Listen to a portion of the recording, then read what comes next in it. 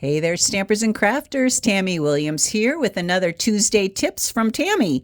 Today we're talking about blender pens and the watercolor pens. There's a kit that Stampin' Up! Is selling right now called Nature's Paintings Kit. And it comes with watercolor pencils. And what I like to do when I use watercolor pencils is to use the Stampin' Up! Blender pens to smooth out any lines and get rid of any white spaces in between the lines. It works really nicely for that. But also, if you want a different kind of effect, you can use a water brush, a water painter brush. And what you do with that is you fill it up with some water in this little barrel here, and then take the cap off, and you push here on the sides, and then some water will come out, and you can use that to color in your watercolor pencils. So I've already colored these two leaves here. I've already watercolored the flowers, but I'm going to do the leaves now just to kind of show you what that's like. Let me come down a little closer if I can. Yeah. So this Nature's Paintings Kit comes with these 8 colors of watercolor pencils, as well as the brush and a coloring book. So I just pulled one of the pictures out of the coloring book here.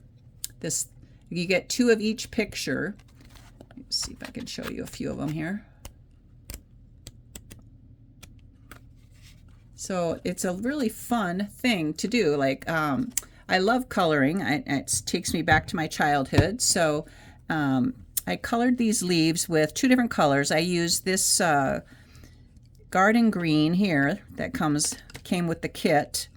And then I also added a little granny apple green, which comes with the watercolor pencils that Stampin' Up! Sells. They sell 2 different assortments, Assortment Pack 2 and Assortment Pack 1.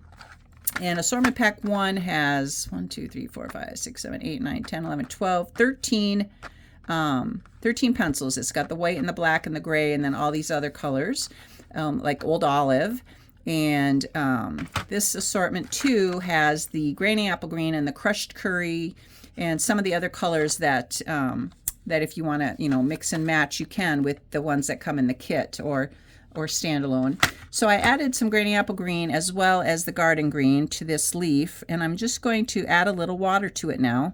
Squeeze my brush or the barrel a little bit and see how it's just kind of blends those 2 colors together, and it gets rid of any white space that might have been in between where you used your watercolor pencil, and it just blends everything so nicely.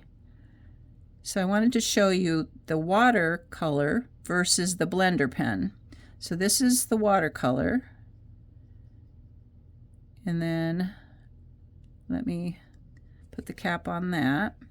And then that'll have to dry. Well, first I want to clean it. So when you clean it, you just squeeze a little water out onto a napkin or a paper towel until it runs dry, it runs clean, and then you got all the ink off the tip of your water painter.